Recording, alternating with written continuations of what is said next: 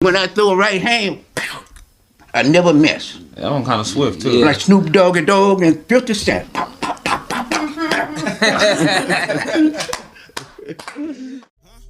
you heard? Yeah. What you heard?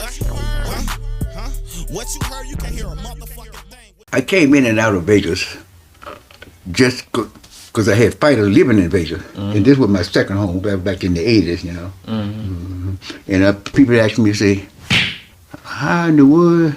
And I talk to people about how I came up on the farm, on the plantation, and the things that y'all read about. Yeah. I've seen it with my own eyes, you know. Yeah. Mm-hmm. The lynching and the beating. And one day, my brother and my cousin, we was on the plantation. You could see a long ways on the plantation, because my great-grandmama had warned us about white folk, you know. We were told us don't never go close to them, you know. We see them, we were hide in the bushes. That's crazy. But this man, I don't know how he sneaked up on my cousin head with the gun, you know. Because we could see a long ways in the field, you know. But we saw him, he was out in the open field now, you know, on the horse. And we couldn't run because he could catch us on the horse, you know. We had the gun on my cousin. And I was about 6 years old, I think. About 6, yeah. And my brother was 8, and my cousin was about 12, 10 or 12. And he marched us up to the plantation house, the white man did. Mm-hmm. And his big old daddy, his dad, we called him Big Belly Bean, great big dude, about 5 feet tall, about 5 feet wide. Everybody called him Mr. 5 by 5. He ran upstairs and called his daddy. He said, hey, got these niggas out here stealing pecans. We didn't have any, but my cousin had some. I had some, but when my brother saw him coming, he took my little bag of pecans and threw me in the bushes, right? And so when he got up to us, we didn't have any. So the old man went upstairs and got a stick, about that long, you know, like a baseball, but it wasn't that big as a baseball. And he told my brother, Junior, he said, you told you lay down, I'm gonna beat your ass. And Junior wouldn't lay down. So he started beating him in the way. The boy started putting his hand over his head. He was beating him until he beat him into a pulp, man. And the boy was almost dead. He was still beating him. Like he do a snake, yeah, still beating him. And we were standing there watching, man. I was scared to death, you know. We were sitting there watching. But he patted us down. We didn't have any, so he let us go. And after they got through beating him, still they called the police. Instead of the police taking him to the hospital, they took him to jail. I said, boy, that's fucked up. Boy, that's rough, man. Mm-hmm. And this was in Chicago? No, not in Mississippi, on the plantation. Mississippi. Mm-hmm. Okay, I so grew up you on was the plantation.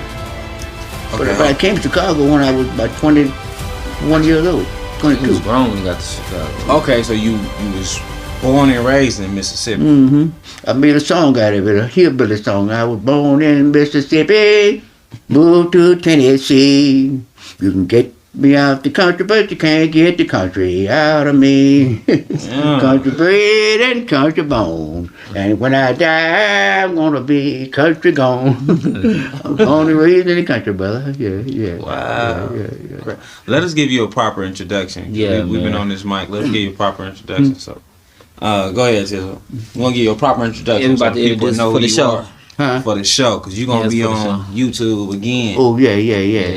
Yeah, you know, I've been doing some shadow boxing. That's what we want to get on. That's how you got live. That's how you went viral. Yeah. So get the people your name. Just do that. Just get the people your name. My name is Elijah, but to everybody, most of the people down south, they don't know me by Elijah. They know me by Cut Tut. Everybody call me King Tut. That's my name. My brother gave me that name when I was a baby. Okay. When folks say Elijah, I don't know him. Say, Tut. Oh yeah, Tut. Okay. So, man. Okay. Tut is my name. Kicking behind is my game. I say, King Tut is my name. Kicking behind is my game. Oh, and you can rap. So you went to... And when I throw a right hand, I never miss. That one kind of swift, too. Like Snoop Doggy Dogg and 50 Cent.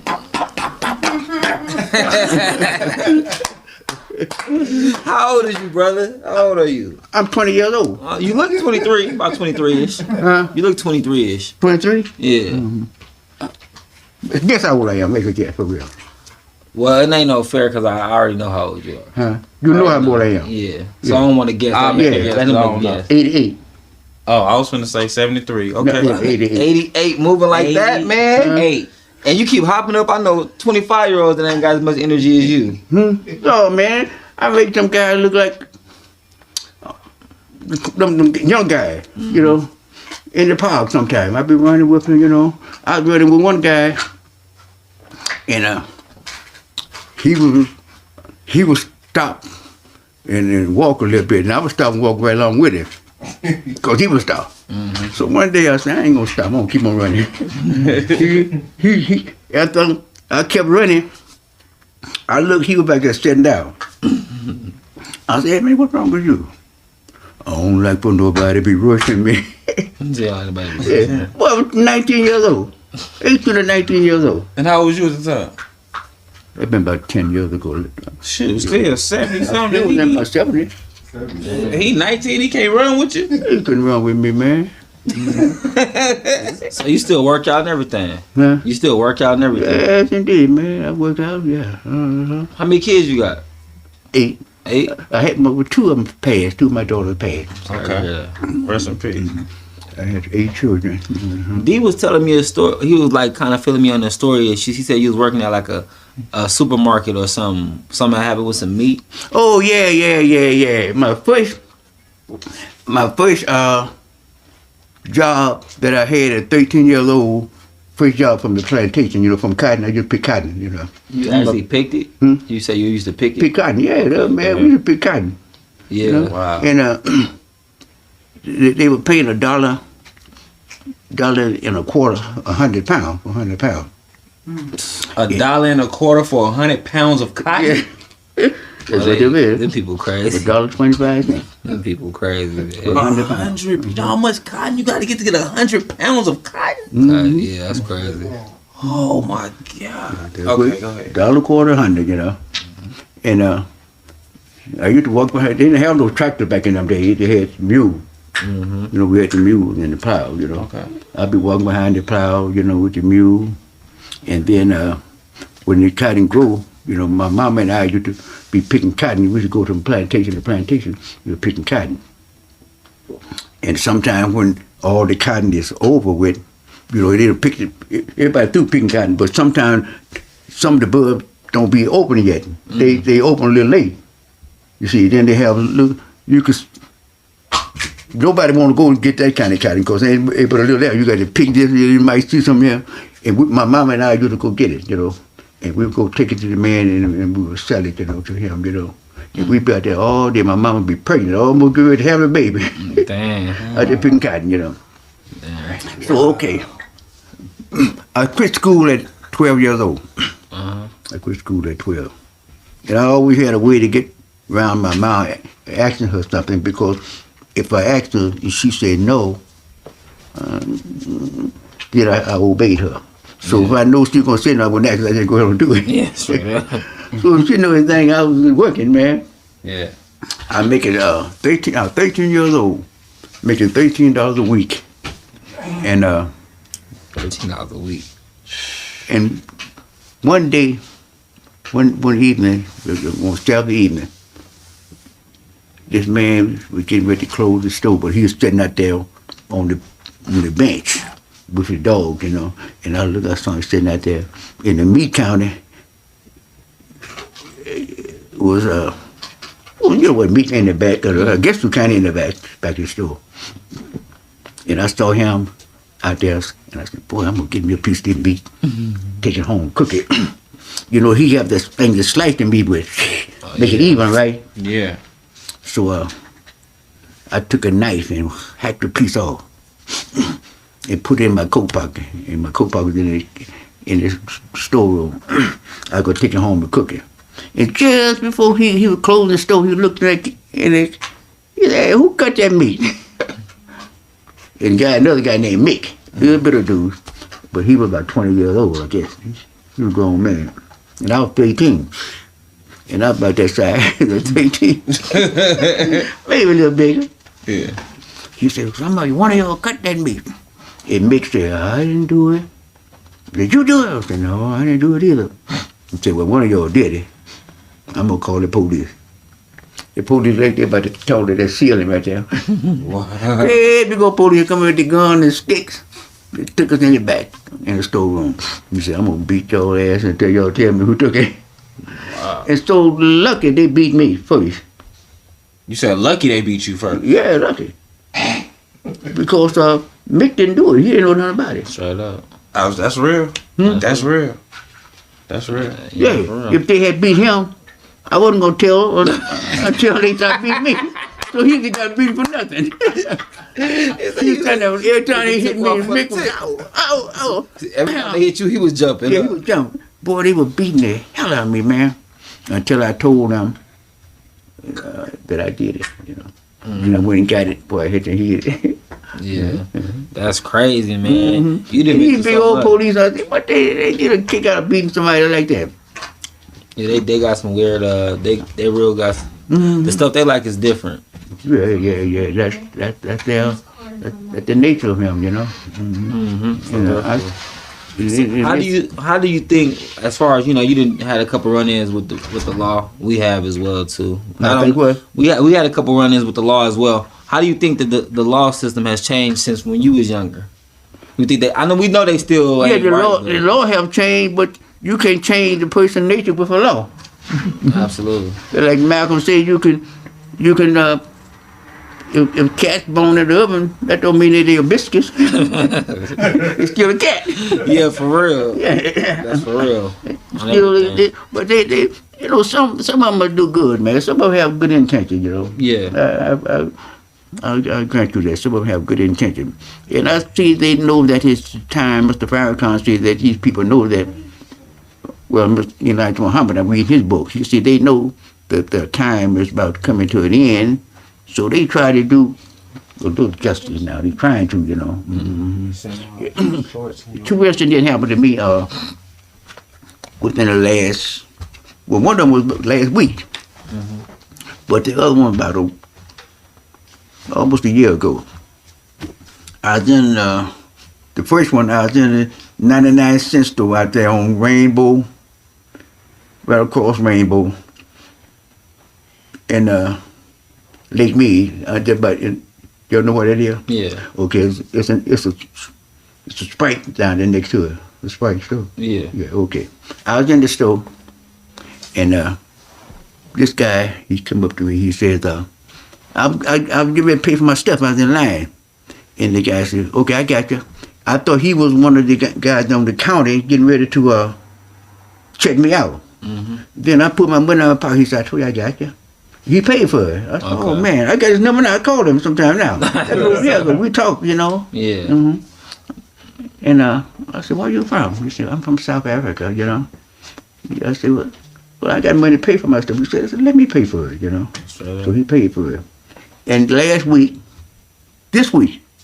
no, today is Monday, right? Yeah. Last month, I was out right down the street from that 99-cent store at Sprite. And I had a food card, right? But I didn't know what was on the card, you know. So I had a food card, and I got ready to pay for the food, and it declined. And I went in my pocket. I had a pocket full of money. With my pocket to pay for the money, the white woman said, let me pay for that, you know. I got you. I said, well, I can pay for it. She said, I got you. Let me pay for it. I said, okay. That got to be like a shell shock, though, man, to see where the world came from. Because back in the day, that had to be wild to see, like, a white person do that for you. Because back in the day, you know, it would have been crazy.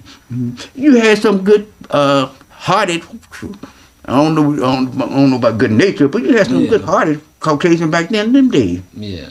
The same man that beat up my cousin, his wife couldn't stand him, you know. Yeah. His wife couldn't stand him. She would tell my mama how sorry she was that this man would be so mean to us, you know. And when I gave her to leave Natchez to come to Memphis, Tennessee, she gave me money. Gave my mama said, give Elijah this money, because I want him to have some money when he get to Memphis, Tennessee. You know.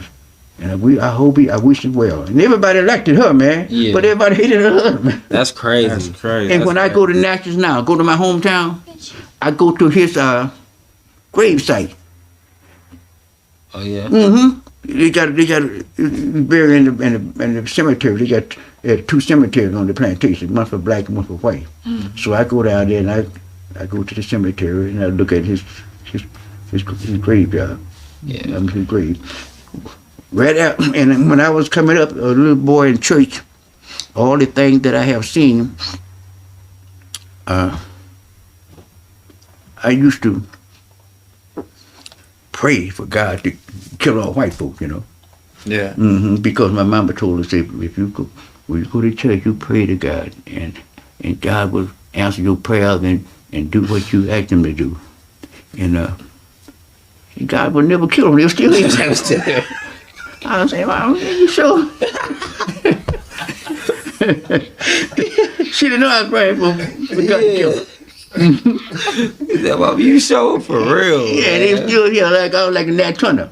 Nat Turner said anytime you want to get rid of this slavery, you got to kill the slave master, get rid of the slave master. So Right. that's the attitude I had.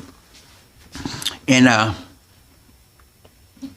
when I stopped just constantly disliking Caucasians, I mean not disliking them, constantly wanted God to kill them because I didn't know that they were doing what they're supposed to do. And I came to Chicago, and my first job in Chicago, I was working at a house of real repute. Nothing but prostitutes, you know. That was my job, taking them wherever they want to go, doing, you know, So you wherever was they want. pimping? That's why I made my money, you know, hauling them around, you know. And I left after the house closed down. I came to Chicago, and I started running with the gangsters. You know? One guy they called Nolan Mack. They called him the Black Al Capone. Oh yeah. Boy, he was danger. He was killing all stool pigeons, you know, knocking off all the fed stool pigeons. All those rats. Yeah, every time a stool pigeon get knocked off, and it'll come on the news. And Nolan Mack is a person of interest, you know. And the FBI killed him. They killed him because everybody was scared of him. Wow. They killed him. And after Nolan guy was killed, his brothers wanted to take over. You know, they didn't know nothing about it. They were green as grass, you know. And I knew what they were doing. Wasn't no cocaine back in them days. It was heroin. And I see I was in my 20s, and all these older men in their 50s, man, they be riding around in brand new Cadillacs and all this money, you know. I was saying, man, all right, buddy, I'd like to get with these guys, man. Whatever they're doing, I know what they were doing. So I had never seen drugs before. I didn't know what it looked like. So this guy named Ted Haney used to come around the cleaner, you know, where Nolan was living. But he wasn't gonna stool pigeon on Nola. But he was an informant for the FBI, and nobody knew it. He acted like a friend. And so he tried to set Nolan and Mac brothers up. But he wasn't gonna set Nolan up. Yeah. That was just out of the question, you know. Yeah. He tried to set them up, you know. And he was asking everybody around the station, around Nolan Station, do they know where you get some drugs from, you know? And he even asked me. I ain't know nothing. I had never seen drugs before that day, but I knew these people that were doing them. So I went to one of Nolan Mack's lieutenants, what they call lieutenants. That one of his hitmen that would knock it off folks, you know. His name was Big Mac, Canadian Mac. I said, yeah, man, this guy keep asking me about buying some drugs, you know, some heroin, you know. I said, what you think I can get some from you and sell it to him? He looked at me, great big dude. He said, hey, little brother, let me tell you something. He said, this is a danger game. He said, if you stool pigeon on us and foam on us, it ain't gonna be no second chance. We'll kill you on the spot. You still want to do it? Said, I'm I cool. said, yeah, man, because I know I ain't gonna stupid. I ain't gonna do that, you know. I said, yeah. So he said, okay. So I went back to Ted Haney. I said, hey, Ted, this guy said he knew he'll get you, he can get this for you. And how much you want for it? He said, $1,000 for an ounce. I said, okay. So Ted Haney told me, meet me on 67 in Cottage Road.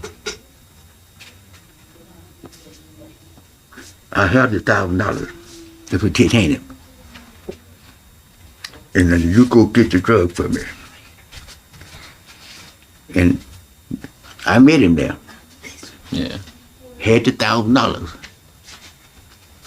I mean, he had the $1,000, right? Mm-hmm. He gave me the $1,000. And Cornelia Mack told me, he said, meet me at the Pink Pool. There's a lounge called the Pink Pool. Okay. In Chicago. On 67 in Stony Island. They meet me at the Pink Pool at certain time. I would have the stuff there for you. Yeah. And you give me the money. I said, okay. So I got in my car, shot down to the Pink Pool. That's why I know the angels of God are with you all the time, okay? Yeah. 24/7, I know that.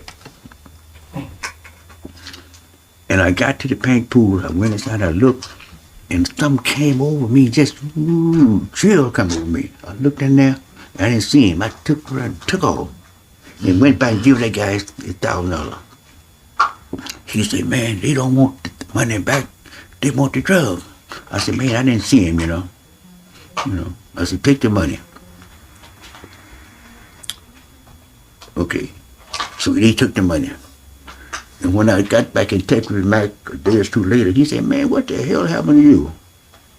He said, I was sitting there waiting on you, didn't never show up. I said, man, I did come in there and look, I didn't see you. He said, well, I was there, you know. Now, a year or so later, maybe, I don't know, maybe not been a year or so, but later on, this guy made a deal, Ted Haney made a deal direct to Nolan Mack Brothers, you know, they paid for the drug, everything, paid for it, Yeah. but they thought this Nolan Mack brother was gonna take them the drug, because the police were out there to snatch them, you know. Waiting on it, yeah. You know. So he called me. He said, "Will you take this and give it to Ted Haney with a brown paper bag?" I said, "Okay, I take it." So when I right there on Horster Street, 79 Horster, he had a little lounge they called. I forget what they call it lounge. He had a little lounge there, and I took it. I said, "Ted, Mr. Mack told me to give you this." He said, "Oh yeah, give it to him. That's my buddy there."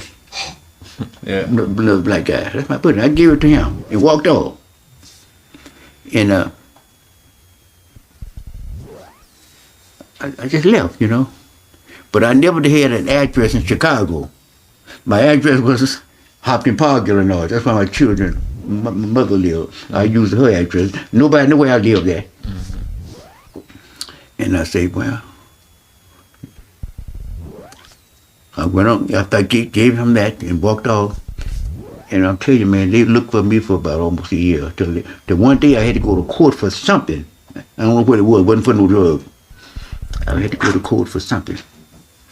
And I guess they found out why I had to go to court, because they didn't know where to find me at. They can find out a court date on me. I was walking out the courthouse, and these two guys grabbed me from behind, you know.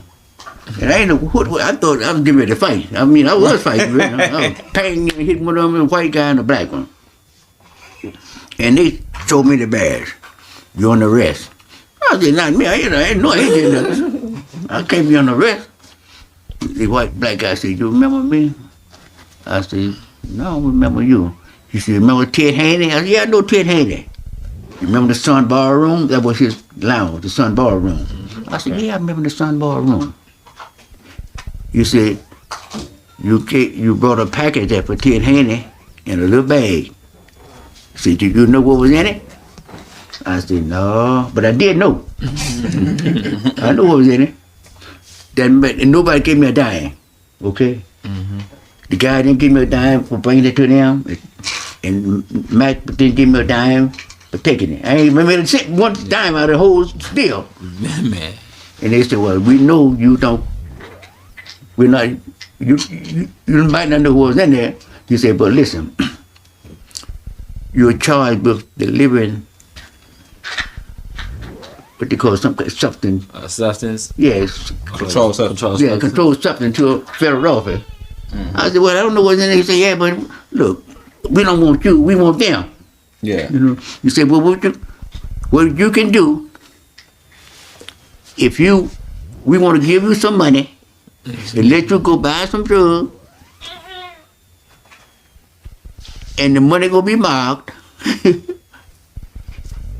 okay? And when we get the drugs in our hand, he got the money in his hand, then we put the handcuffs on.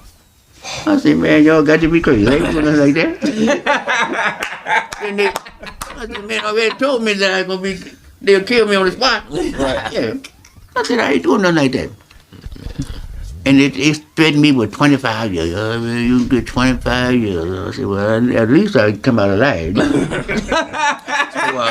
they threatened me, and they took me to, I know y'all seen how they have these people interrogating them, and Yeah. that's what they did with me, man. They interrogated me, and they told me, they said, you can go home right now if you do what we asked you to do. I said, I'm not going to do it. You know, y'all might do whatever y'all going to do with me. So after they found out they couldn't make me do what they wanted me to do, and then they told me, he said, do you remember the $1,000 that you had back in the year earlier? Yeah. The $1,000 that you had, and you went down to the paint pool, and you were supposed to meet the guy there and get the drug. He said that was our money.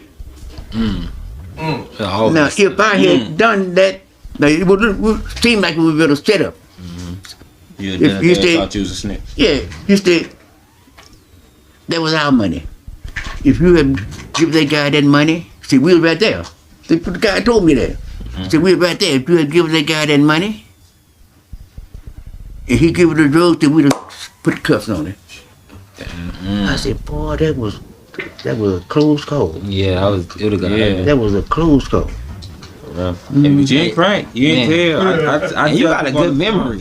You got a good memory. Oh, yeah. I do. So they took me into custody, man. They took me into custody. Then they threatened me. And finally, they said, well, and the FBI lied like all get out. The one that I give the drug to, Yeah. he told me that me and him had made some deals, and I had to give him a fake name, and he gave me a fake name. He didn't have to do all that. I mean, just saying that I delivered the drug to him. He had to just made up some lies, you know. Yeah. And they gave me 5 years with no parole. And I said, man, 5 years with no parole. And I was a rebel anyway. Before I went in, I was a real rebel. And I went in as a person that, since I couldn't make parole, I went in, I'm going to just do my time like I want to do it, you know. But I really kind of overdid it, you know, when I say overdid it, because Go hard for this. How the fuck you winning if you lost to this? Niggas think they own, so they get off in this. It's easy to get crossed in this. On TOP, we gon' get far from this. Step up in they town and burn it down like I'm a horse.